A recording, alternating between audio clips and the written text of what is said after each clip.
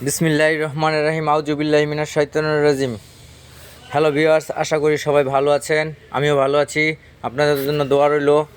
আপনারা দেখতে পারছেন আমি সকাল সকাল বাসা থেকে বেরিয়ে গেলাম ফাউগানের বাজার দেখাবো বলে আপনাদেরকে। আমি ফাউগানের বাজার যাচ্ছি এবং ফাউগানের বাজারের লোকেশন আপনাদের জানিয়ে দিব কোথায় কী আছে।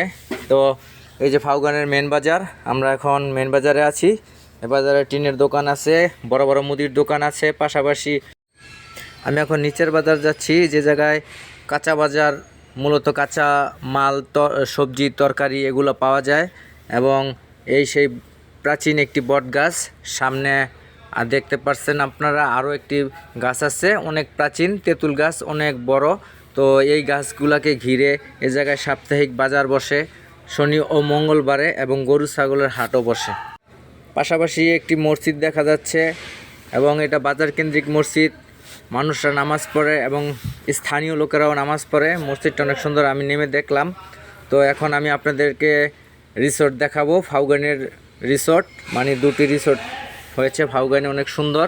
তো সেই রাস্তা, এই রাস্তা দিয়েই আপনার ধলাদিয়া ও লক্ষ্মীপুর যাওয়া যায়। তো আরেকদিন লক্ষ্মীপুর যাব বন্ধুরা।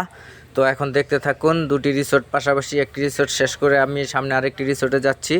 সেই রিসোর্ট। আপনারা যদি কেউ ঘুরতে চান আপনারা এই ফাউগানের রিসোর্টে আসতে পারেন। আমি এখন ফাউগানের পুকুর পাড় আছি, মানে বাজারের নিচে যে পুকুর পাড়, সেই পুকুর পাড় দিয়ে আমি এখন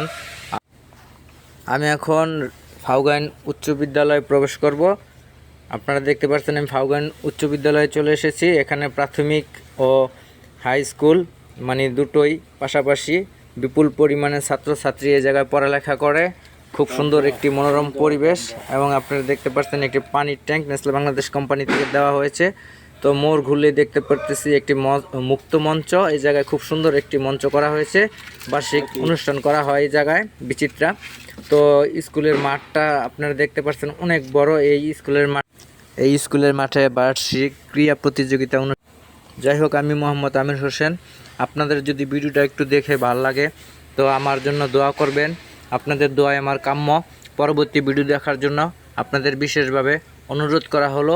ততক্ষণ আপনারা ভালো থাকুন বন্ধুরা, আমার পাশে থাকুন, এই প্রত্যাশাই করি আপনাদের জন্য।